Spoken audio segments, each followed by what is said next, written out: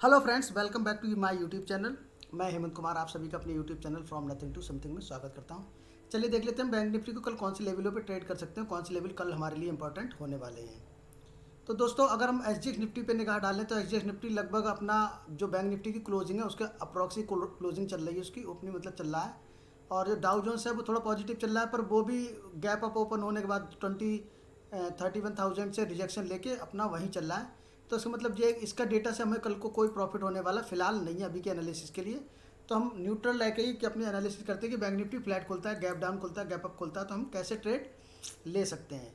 तो अब हम बैंक निफ्टी की नॉर्मल ट्रेड के हिसाब से अपना देखते हैं। तो बैंक निफ्टी की जो फाइनल क्लोजिंग मिली है वो 41,200 पे मिली है। बैंक निफ्टी ने एक बहुत गलत काम किया है कि बैंक निफ्टी ने गलत काम क्या किया कि बैंक निफ्टी ने 41,400 से रिजेक्शन लेके एक लो लगाता है 40,900 का। और 900 का लो लगाने के बाद बैंक निफ्टी 900 का लो लगाने के बाद बैंक निफ्टी ने जो क्लोजिंग दी है वो 41,200 पे दी है।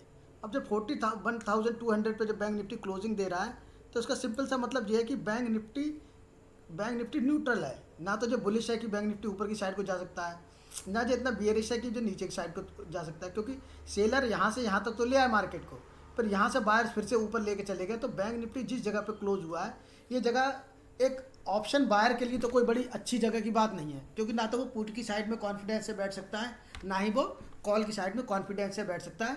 पर फिर भी हम अगर कल को ट्रेडिंग करना चाहते हैं बैंक निफ्टी में तो हमें कुछ लेवलों का ध्यान रखना पड़ेगा, बस हमें उसके लेवल के अकॉर्डिंग ही अपनी ट्रेड कल को बनानी पड़ेगी। ठीक है दोस्तों, तो देखते हैं। देखो, सबसे पहले तो क्या है कि मार्केट अगर कल फ्लैट खुलता है और फ्लैट कल के ऊपर निकलता है तब भी आपके पास ऊपर बहुत सारा स्पेस है, क्योंकि जो प्रीवियस डे का हाई है वो 41,400 के ऊपर है। तो आपकी जो कॉल की पोजीशन बनती है वो 41,400 के ऊपर बनती है, जो यहाँ से लगभग अप्रॉक्स 200 पॉइंट्स अप है। तो 200 पॉइंट अगर आपके हाथ से चले गए खुलने के बाद तो आपके हाथ में रह क्या जाएगा, फिर आपकी जो अगली रजिस्टेंस है वो 41,600 के लगभग पड़ती है। तो यहाँ से यहाँ तक 200 पॉइंट है। जब 200 पॉइंट इधर हाथ में चले गए तो उसके बाद 200 पॉइंट में मार्केट क्या पता कि किस जगह से 500 से रिवर्स आ जाए या 550 से आ जाए। तो यहाँ आप एक्सपेक्ट नहीं कर सकते। अगर आपकी ट्रेड यहीं एग्जीक्यूट हो जाए मान लो, तो आपको यहाँ से नीचे जो स्विंग बनेंगे तो उसमें आपको डर नहीं लगेगा। पर अगर आपने यहाँ कहीं बाइंग किया और तभी कोई स्विंग बनने लगे तो आपको इस कंडीशन में डर लगेगा। तो इसलिए मार्केट का कल अगर मार्केट गैप डाउन ओपन होती है या गैप अपर ओपन होती है तो ही हमारे लिए बेस्ट सिनारियो रहेगा। फ्लैट खुलने में हमारे लिए कोई भी सिनारियो बेटर नहीं रहेगा। फिर भी हम चलिए मार्केट देखते हैं। देखिए, अगर आप पहले मैं व्यू पुट की तरफ बताता हूँ। अगर मार्केट गैप डाउन ओपन होती है, अभी फेड के मीटिंग का रिजल्ट आ सकता है, शाम रात में आएगा, किस समय आएगा पता नहीं, उसके कारण क्या पता। तो उसके कारण अगर मार्केट थोड़ा बहुत गैप डाउन ओपन होती है, देखो मार्केट अगर गैप अप ओपन होता है मान लीजिए 41,300 के ऊपर ओपन होता है, मान लीजिए 350 पे ओपन होता है, तो फ़ौरन जैसे 400 क्रॉस करेगा तो हमारे पास एक छोटा सा स्टॉप लॉस होगा। ऊपर गया 400 के नीचे आया, हमने तुरंत बाई करा, ऊपर गया और हमारा इमीडिएट टारगेट 41,600 तक आ जाएगा। बायर्स की भी एक लिमिट होती है, सेलर्स की भी एक लिमिट होती है। क्या होता है, यहाँ से जो लोग बायर्स यहाँ पर लेके गए मार्केट को, यहाँ जाके वो थोड़े एग्जॉस्ट हो गए, फिर मार्केट थोड़ा नीचे आता है, फिर नई बाइंग आती है, मार्केट ऊपर चला जाता है, फिर यहाँ से नीचे आता है, फिर नई बाइंग आती है। अब ये यहाँ जाके एम पैटर्न बना लेता है, फिर यहाँ से सेलर आ जाते हैं, वो कंटिन्यूसली मार्केट को थोड़ा थोड़ा धीरे करके यहाँ पर कहीं जाके क्लोजिंग दिला देते हैं। तो मार्केट ऐसे ही काम करता है। मार्केट कभी कंटिन्यूसली डाउन नहीं जाता, कभी कंटिन्यूसली अप नहीं जाता, जब तक बहुत बड़ी कोई न्यूज़ या मार्केट पे कोई पॉजिटिव बहुत बड़ा इफेक्ट ना हो। उस कंडीशन में अगर मार्केट 300 के लगभग खुलता है और 400 को क्रॉस करता है, हम तुरंत एक सी की पोजीशन बनाएंगे, गैप अप की पोजीशन में है, और हमारा टारगेट होगा 41,600।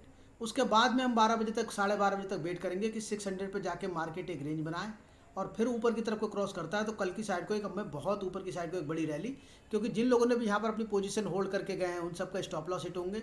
और चूंकि बैंक निफ्टी के लिए जो सबसे ज़्यादा हाईएस्ट पॉइंट है वो 41,800 का हाई ऑल टाइम हाई है 8330 का, इसके ऊपर अगर बैंक निफ्टी कल निकलता है तो बहुत बड़ी एक रैली देखने को मिल सकती है, जिसके चांसेस कम है। क्योंकि अगर मार्केट को इतनी बड़ी रैली देनी होती तो मार्केट यहाँ कहीं क्लोज हो जाता है 41,400 500, 100 पॉइंट ओपन होता है, 600 पे ओपन होता है और उसके बाद ऊपर निकलता है, तो बहुत अच्छी रैली थी। लेकिन जब मार्केट यहाँ क्लोज हुआ है तो यहाँ की साइड को, ऊपर की साइड के इतने ज़्यादा व्यू रखना गलत है। बाकी मार्केट है, कुछ भी हो सकता है, तो वो कल ही को देख पता चलेगा। बाकी 600 तक हमारा पहला टारगेट रहेगा, 400 के ऊपर अगर मार्केट निकलता है तो।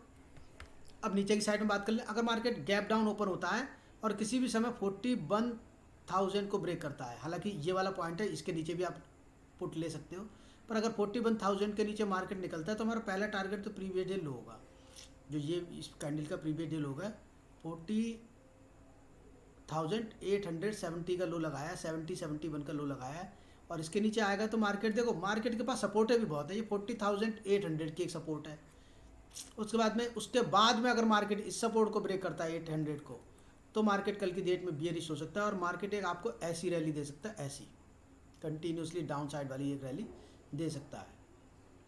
लेकिन उसके लिए नॉर्मल सी बात है कि मार्केट को गैप डाउन खुलना चाहिए, ताकि जो लोग भी यहाँ जो लोग बाइंग करके गए हैं वो पैनिक की कंडीशन में आए और उसके बाद मार्केट नीचे आए, यहाँ से कहीं से थोड़े बहुत देर इधर घूमे घामे, उसके बाद में उस रेंज बनाए, उस रेंज का ब्रेकआउट दे, क्योंकि मार्केट जब भी गिरता है तो मार्केट को एक रेंज बनानी पड़ती है, एक रेंज बनानी पड़ती है, उसका ब्रेकआउट देना पड़ता है, फिर एक रेंज बनेगी, फिर ब्रेकआउट देगा और ऊपर जाता है। यही कंडीशन ऊपर जाते समय होती है, पर ऊपर जाते समय मार्केट के पास स्पेस ज़्यादा है नहीं, क्योंकि मार्केट यहाँ से नीचे आया, यहाँ एक प्राइस एक्शन बनाया, फिर यहाँ गया ऊपर, फिर यहाँ से एक प्राइस एक्शन बनाया, यहाँ के बाद मार्केट को यहाँ कहीं क्लोजिंग दे देनी चाहिए थी, तो बहुत बढ़िया मार्केट होता है बायर्स के पॉइंट ऑफ व्यू से।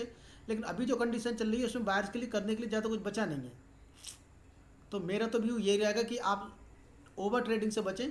कल को अगर आपको 80 ट्रेड मिलती है 400 के ऊपर, मार्केट गैप अप ओपन होकर 400 के ऊपर जाता है, तो ये हमारी पहली ट्रेड होगी 41,600 तक, यहाँ हम एक सी की पोजीशन लेंगे।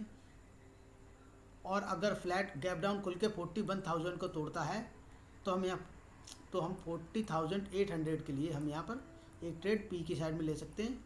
उसके अलावा अगर मार्केट फ्लैट खुलता है तो ये सबसे ज़्यादा खतरे की घंटी होगी, आपको सावधानी रखनी पड़ेगी, क्योंकि हो सकता है कि कल शाम तक आप नेगेटिव में पहुंच जाएं, पॉजिटिव में कुछ पॉइंट बने और उससे ज़्यादा नेगेटिव बने, क्योंकि मार्केट हो सकता है इसी रेंज के बीच में अपना दम तोड़ दे, 41,000 के और 41,400 के बीच में 500-400 पॉइंट के अंदर मार्केट अपनी दम तोड़ दे और आप यहीं पर कॉल और पुट लेते अपना लॉस करा बैठे। तो दोस्तों कल की एक्सपायरी में लॉस करने की कतई ज़रूरत नहीं है। अगर मार्केट के लिए कल अच्छा एक दिन होने वाला होगा, तो अगर मान लीजिए मार्केट को कल सिंगल साइडेड मूवमेंटम देना है और आपको अभी से पता नहीं सिंगल साइडेड मूवमेंटम देना है, तो ऊपर की साइड को देना है, तो भी बैंक निफ्टी इसको लेवल को क्रॉस करेगा, आप कॉल के लिए तैयार हो। अगर नीचे की साइड में आएगा तो 41,000 के लिए आप पुट लेने के लिए तैयार हो। लेकिन अगर मार्केट 41,000 से आगे ऊपर चला जाता है, ऊपर 41,300 से आगे नीचे जाता है, तो इस पूरी रेंज में ये कल एक वॉलेटिलिटी जोन रहेगा। छोटी अगर आपने यहाँ पर ट्रेड लिया भी तो स्मॉल प्रॉफिट के लिए रहना, कभी ये नहीं सोचना कि मुझे 100 रुपये मिल जाए, 50 रुपये मिल जाए। अगर 30 रुपीज़ मिल रहे हैं तो 30 रुपीज़ लेके एग्जिट, कॉस्ट टू कॉस्ट, फिर उसके बाद 20 रुपीज़ मिल रहे हैं, तो ऐसे आपको छोटे प्रॉफिट गेन करने पड़ेंगे। बड़े प्रॉफिट के लिए जाना इस रेंज में 41,400 से लेकर 41,000 तक, इस रेंज में थोड़ा मुश्किल रहेगा। तो बाकी अगर इस रेंज को बाहर की तरफ को ब्रेक करता है बैंक निफ्टी तो ज़्यादा अच्छा है। और उसके अलावा बैंक निफ्टी अगर कंसोलिडेशन करके किसी भी लेवल को तोड़ता है, मान लीजिए थोड़ा खुल के नीचे यहाँ आ जाता है, 10-11 बजे तक यहीं पर घूमता रहता है और उसके बाद इस लेवल को ब्रेक करता है, तो हो सकता है कि सेकंड हाफ में हमें बहुत अच्छी नीचे की ट्रेड मिल जाए। अब बैंक निफ्टी ने ऐसी जगह पर क्लोज दिया जहाँ आप बायस होकर नहीं रह सकते कि मैं नीचे की साइड को, जैसे कल बैंक निफ्टी ने क्या किया था, यहाँ पर क्लोजिंग दी, अब यहाँ के बाद यहाँ बैंक निफ्टी ओपन हो रहा था, तो आप एक गैस कर सकते थे नीचे जाएगा। मैंने भी यहाँ पर एक पुट की पोजीशन ली थी इस वाली रैली को, इसमें रैली में मैंने पुट की पोजीशन ली थी। चलिए मैं आपको उसका लॉजिक बताता हूँ। मैं मॉर्निंग जो ट्रेड करता हूँ वो 1 मिनट के चार्ट पे करता हूँ, तो मैं आपको 1 मिनट के चार्ट पे ले चलता हूँ।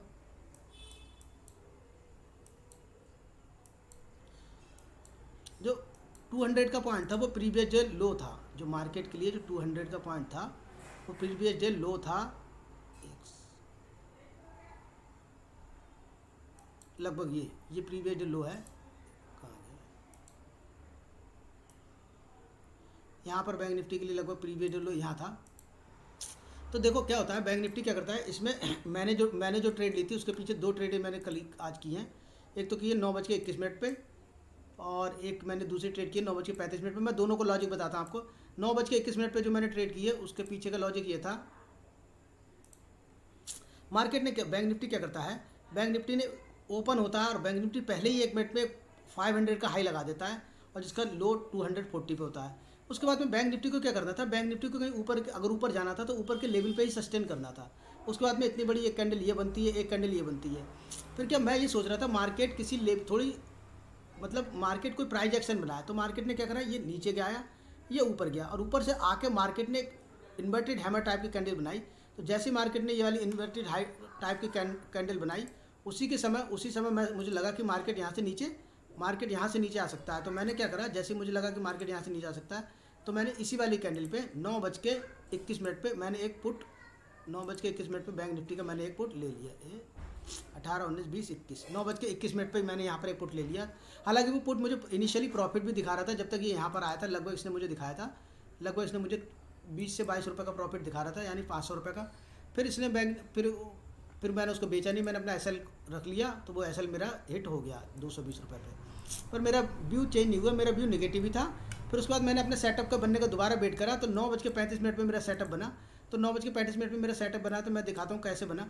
क्या वो मार्केट ने जो पहली कैंडल ने एक ये अपने लिए सपोर्ट बना रखी थी, और ये मार्केट के लिए एक रेजिस्टेंस थी, क्योंकि पहली कैंडल की क्लोजिंग यहाँ हुई है, दूसरी कैंडल की ओपनिंग होते ही मार्केट यहाँ से गिर गया। फिर बैंक निफ्टी क्या करता है, फिर मैंने जो ट्रेड मैंने ली थी वो 9:35 पे ट्रेड ली थी। तो मैंने वो ट्रेड क्या सोच के ली थी, मैं आपको दिखाता हूँ कि मार्केट ने क्या करा, बैंक निफ्टी ने क्या करा, बैंक निफ्टी ऊपर जाता है, बैंक निफ्टी प्राइस बनाते हुए ऊपर चला जाता है। यहाँ जाके बैंक निफ्टी इन्वर्टेड हैंडल बनाता है, फिर उसका लो ब्रेक होता है इस कैंडल से, फिर एक ग्रीन बनाता है छोटी, फिर एक रेड बनाता है, फिर एक ग्रीन बनाता है। तो बैंक निफ्टी क्या कर रहा था, बैंक निफ्टी यहाँ पर डिसाइड नहीं कर पा रहा था कि मुझे जाना किधर है। हालांकि मेरा व्यू तो नेगेटिव था, तो मैं बस ये सोच रहा था कि मुझे कहीं से कन्फर्मेशन मिले, कि मुझे पता चले कि बैंक निफ्टी तो क्या वो इस ग्रीन कैंडल के बाद ये वाली जब ये कैंडल बनती है इन्वर्टेड हैमर, तो ये क्या बनती है, ये यहाँ से पहले खुलती है, यहाँ तक जाते जाते ये ग्रीन होती है, यहाँ तक जाते जाते ग्रीन होती है, फिर उसके बाद ये यहाँ से सेलर आ जाते हैं, और इस कैंडल की बॉडी ऐसी हो जाती है, कुछ ऐसी बॉडी हो जाती है। जैसे ही ये वाली कैंडल बनी, मेरे को कंफर्म हो गया कि बैंक निफ्टी यहाँ से नीचे आ सकता है, क्योंकि ये प्राइस एक्शन उल्टा प्राइस एक्शन हो गया था, एन के उल्टा एन बन गया था। तो मैंने तुरंत इसी वाली कैंडल का लो जैसे ही ब्रेक हुआ, वैसे ही मैंने इस वाली कैंडल पे मैंने अपनी ट्रेड ले ली। 9:35 पे मैंने अपनी ट्रेड ले ली। और फिर मार्केट जब यहाँ से घूमने के बाद थोड़ी देर मार्केट यहाँ पर कंसोलिडेशन करता है, और उसके बाद ब्रेकआउट देता है नीचे। तो जब ये मार्केट यहाँ आया था, तो इस पॉइंट के लगभग यहाँ पर आ गया था, तो इस वाली कैंडल पे मैंने अपनी ट्रेड बेच दी थी। 9:46 पे मैंने अपनी ट्रेड से एग्जिट कर दिया था। तो ये मेरी आज की ट्रेड का लॉजिक था जो मैंने आपको बताया। तो मार्केट में अगर हमें बैंक निफ्टी को ट्रेड करना है, तो हमारे लॉजिक होने चाहिए कि मतलब हम जो ट्रेड ले रहे हैं उसके पीछे लॉजिक होना चाहिए, कि मतलब आपका रीज़न होना चाहिए। और उसके पीछे दूसरा लॉजिक था मेरा 20 डेज ईएमए। यहाँ से मार्केट ने तो यहाँ तो 20 डेज ईएमए का कोई इफेक्ट नहीं था, पर मार्केट ने यहाँ 20 डेज ईएमए के ऊपर क्लोज कर दिया था।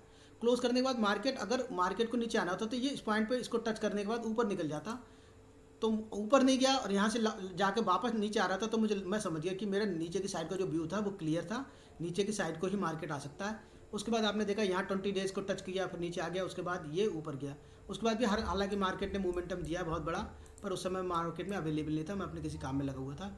तो दोस्तों, ट्रेड का लॉजिक अगर आपको पसंद आया हो और वीडियो पसंद आया, तो उसको वीडियो को अपने फ्रेंड के साथ शेयर करना मत भूलिएगा, और चैनल को सब्सक्राइब करके जाइएगा अगर आप चैनल पे नए हो, पहली बार देख रहे हो। और वीडियो के अंत में मैं उन सभी लोगों को धन्यवाद करना चाहता हूँ जिन्होंने इस चैनल को सब्सक्राइब किया है। Thank you friends.